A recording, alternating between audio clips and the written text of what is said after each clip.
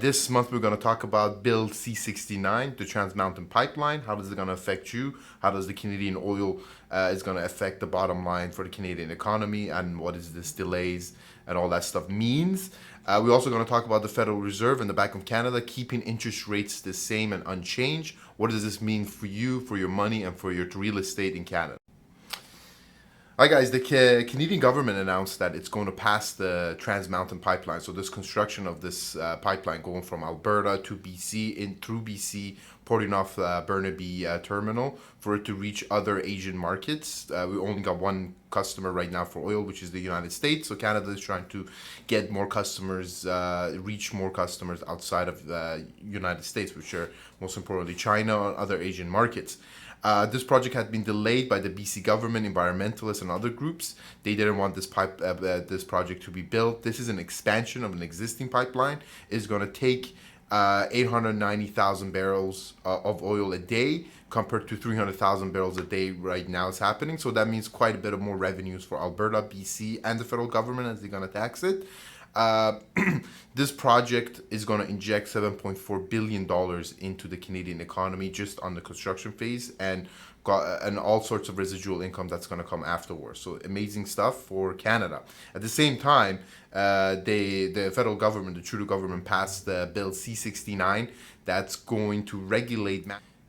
This Bill C-69, we don't know if it's going to be good or bad, but most probably it's going to be bad, as it's going to regulate massively any new energy project that's going to be built.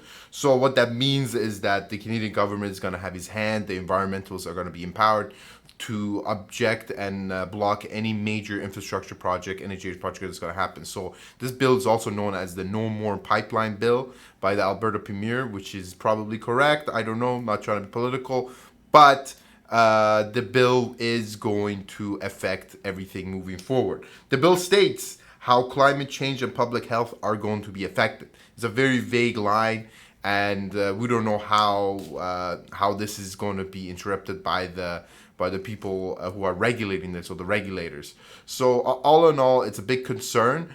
What's going to happen in the future? They're going to need more pipelines to be built. This will affect the mining sector. This will affect the entire energy sector. They passed Trans Mountain Pipeline. At the same time, they passed another bill that's going to block pretty much anything else. That's going to slow everything down. Thank you.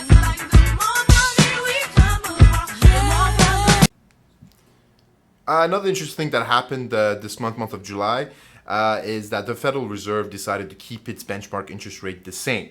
The EU and Australian Bank followed suit by decreasing the rate, and Bank of Canada is also keeping its rate unchanged. What does this mean? What does this all mean for you?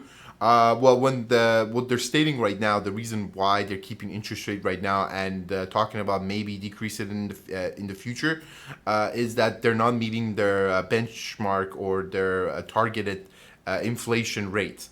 So things are not inflating as much as they could. The biggest fear is that things don't inflate as for a healthy economy. So they are taking precautions in trying to make it manually inflate by itself. So they're injecting more cheaper money into the system by keeping interest rate the same to bring everything to inflate everything up.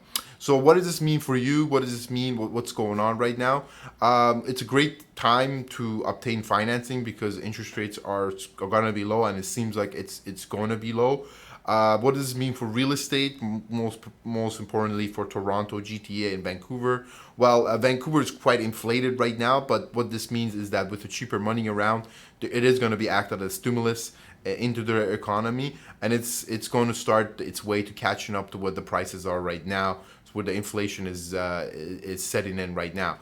For Toronto GTA, similar story, not as inflated as Vancouver. Some areas and some properties are extremely inflated in Toronto, but in the most part, they're pretty average, and this is just going to help to catch up with inflation. In the short term, nothing major will happen, even though there's a stimulus in the economy with the cheaper rates. Things are going to be pretty steady, so it is a pretty decent time for you to buy, a sane time for you to buy a property. You can actually negotiate and get good financing and all that stuff. financing is challenging right now if you're not qualifying. So make sure you do your due diligence in that before you go in. But all in all, it's a great time to buy, and you can really negotiate that. As you know, prices will inflate with what's going on. It will definitely inflate. Now, for speculators and investors, I would choose wisely. Take your pick and what you're going to be doing. Make sure you got correct financing in that, long-term financing in that from institutional. That you do know that you're going to be hanging on. There's not going to be a quick flip here. There doesn't seem like it. But we are going to a phase where we're going to get some deals out of this market. Thanks guys for watching my video. I usually provide two main topics that's going to affect you and try to break it down as quickly as I can. If you guys would like more information on the topics I discussed, you can message me. I'll leave my messaging down here, and also I post it up on the video so you can contact me. I am a professional mortgage broker, so if you do need financing or anything like that, I'll be happy to assist you. Thanks guys, have a great day.